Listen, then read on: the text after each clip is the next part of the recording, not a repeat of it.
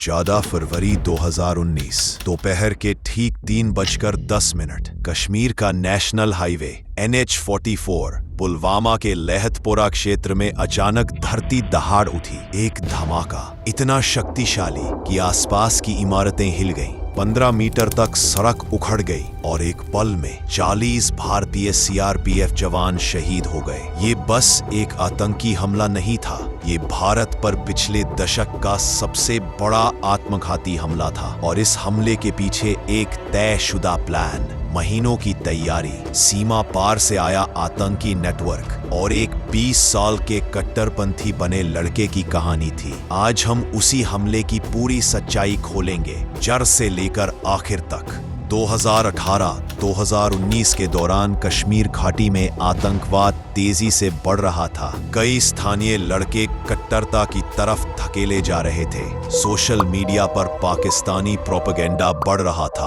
और जैश-ए-मोहम्मद घाटी में अपना नेटवर्क फिर से मजबूत कर रहा था। इसी समय घाटी में सुरक्षा बलों पर पत्थरबाजी की घटनाएं बढ़ रही थी। कई बड़े एनकाउंटर हुए और आतंकियों ने खुद को शहीद दिखाने वाली वीडियो प्रोपेगेंडा मशीन शुरू कर दी। माहौल ऐसा बना था कि किसी बड़े हमले की आशंका हमेशा रहती थी। हमले का सबसे बड़ा चेहरा था आदिल अहमद डार, उम्र 20 वर्ष, गांव काकापोरा, पुलवामा। ये वही लड़का था जो कभी क्रिकेट खेलता था, मस्जिद में बच्चों को पढ़ाता था और परिवार में किसी को अंदाजा नहीं था कि उसके अंदर क्या उबल रहा है। 2016 बुरहान वानी का असर। बुरहान वानी की मौत के बाद कश्मीर में एक उग्र माहौल बना। हजारों युवाओं को कट्टरपंथी वीडियो भेजे गए। उसी दौर में आदिल डार पहली बार उग्र संगठनों के संपर्क में आया। 2017 पहली गिरफ्तारी और बदले की भावना। स्कूल से लौटते समय उसका पुलिस से झगड़ा हुआ, उसे हिरासत में लिया गया। परिवार के मुताबिक वो इस घटना के बाद टूट गया और बदले की भावना से भर गया। 2018 जैश में शामिल होना। जैश-ए-मोहम्मद के स्थानीय ओवरग्राउंड वर्कर्स OGW ने उसे टारगेट किया। उसे रोज जन्नत, शहादत, बदला जैसे वीडियो दिखाए गए। धीरे धीरे वो पूरी तरह ब्रेन वॉश होकर जैश में शामिल हो गया।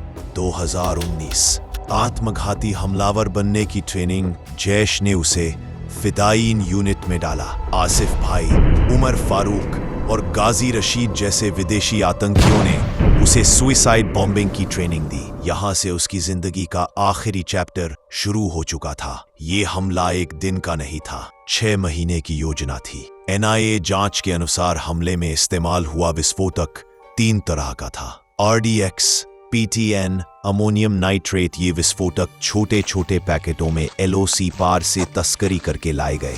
रात के समय नदी के रास्तों और जंगलों से पार करवाया गया।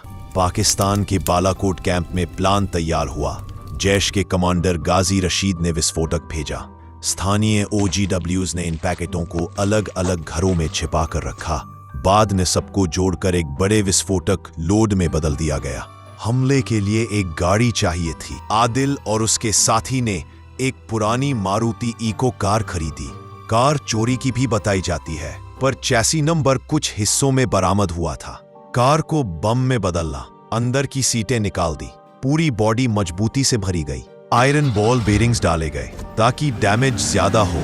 एक प्रेशर डिटोनेशन सिस्टम लगाया गया। कार के पूरे पेस्टिंग को एक्सप्लोसिव शेल में बदला गया। ये एक चलती फिरती मोबाइल बॉम्ब बन चुकी थी। 13 फरवरी 2019 शाम आदिल डार कार लेकर दक्षिण कश्मीर के जंगलों की तरफ गया। यहाँ विदेशी जैश कमांडर गाजी रशीद मौजूद था। ये वही आतंकी था जो पठानकोट हमले के मास्टरमाइंड मसूद अजहर का दायां हाथ था। गाजी ने आखिरी RDX लोड किया, वायरिंग की जांच की और आदिल को पूरी हिदायत दी। 14 फरवरी सुबह आदिल डार अपने गांव के पास से कार लेकर निकला। उसने अपने परिवार को नहीं बताया। परिवार के कई बयान यही कहते हैं, वो सुबह घर से निकला फिर कभी वापस नहीं आया। हमले का दिन 14 फरवरी 2019। CRPF काफिला 2510 जवान, 70 वाहन। जवान छुट्टियों से लौटकर जम्मू से श्रीनगर जा रहे थे। बर्फबारी की वजह से हाईवे कई दिन बंद था। जब खुला तो एक साथ काफिला भेजा गया। जो बाद में सुरक्षा विवाद का मुद्दा बना। सबसे आगे और सबसे पीछे सुरक्षा गाड़ियां थी, लेकिन बीच की बसें सबसे वल्नरेबल थी। आदिल NH-44 पर पहुंच चुका था। उसने CRPF बस नंबर HR49F0637 को टारगेट किया। कार दाईं ओर से सीधी बस की तरफ मोड़ी गई। काफिले के जवान को कार की स्पीड पर शक हुआ, लेकिन प्रतिक्रिया का समय 2-3 सेकंड से ज्यादा नहीं था। एक ऐसा धमाका जिसने बस को टुकड़ों में उड़ा दिया। 15 मीटर सड़क उखाड़ दी, आसपास की 4 इमारतों के शीशे तोड़ दिए, 40 जवानों की जान ले ली, 35 से ज्यादा घायल हुए। ये आत्मघाती हमला कश्मीर के इतिहास का सबसे बड़ा विस्फोट था। धमाके के बाद CRPF की टुकड़ियां सक्रिय, जम्मू कश्मीर पुलिस और सेना तुरंत पहुंची। NIA और IB भी 1 घंटे में पहुंच गए। घायलों को फौरन आर्मी हॉस्पिटल ले जाया गया। इसी बीच जैश ने एक वीडियो रिलीज किया, जिसमें आदिल डार ने अपना वीडियो वसीयतनामा पढ़ा था। ये वीडियो पहले से रिकॉर्ड था और हमले के तुरंत बाद पाकिस्तान से अपलोड किया गया। NIA ने कैसे जोड़ दी, सारी कड़ियां सबूत मिले। कार का chassis number, ball bearings, RDX के नमूने, मोबाइल फोन के जले हिस्से, एक सैमसंग फोन की मेमोरी चिप, व्हाट्सएप चैट्स के रिकवर किए गए अंश, जिन आतंकियों की पहचान हुई। 1 गाजी रशीद, विदेशी जैश कमांडर। 2 उमर फारूक, मसूद अजहर का रिश्तेदार। 3 कामरान, IED एक्सपर्ट। 4 समीर दार, स्थानीय OGW।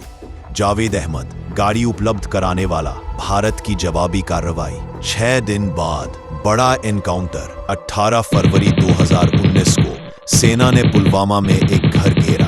अंदर वही आतंकियों का गिरोह था जिसने हमला कराया था। इस एनकाउंटर में मारे गए गाजी रशीद, कामरान, समीर दार, तीनों आतंकियों के खात्मे से जैश का पूरा पुलवामा मॉड्यूल टूट गया। इस हमले के बाद काफिलों की सुरक्षा व्यवस्था बदल गई। हाईवे प्रोटोकॉल सख्त हुए, खुफिया तंत्र और मजबूत हुआ, ड्रोन सर्वेलांस बढ़ी, ओवरग्राउंड वर्कर्स पर कड़ी कार्रवाई और सबसे बड़ा बदलाव, देश पहले से ज्यादा एक साथ खड़ा हुआ। पुलवामा सिर्फ भारत का दर्द नहीं, बल्कि उस साहस की याद है जिसे हमारे जवान हर दिन निभाते हैं। हम अपने 40 वीर शहीदों को सलाम करते हैं, जिन्होंने देश की सुरक्षा के लिए अपनी जान तक न्यौछावर कर दी। उनका साहस, उनकी कुर्बानी और उनका जज्बा हमेशा इस देश की रगों में दौड़ता रहेगा। अगर आप भी हमारे जवानों के सम्मान में अपनी आवाज जोड़ना चाहते हैं तो इस वीडियो को लाइक करें, शेयर करें और ऐसे ही सच को जानने के लिए चैनल को सब्सक्राइब करें, क्योंकि आपका एक क्लिक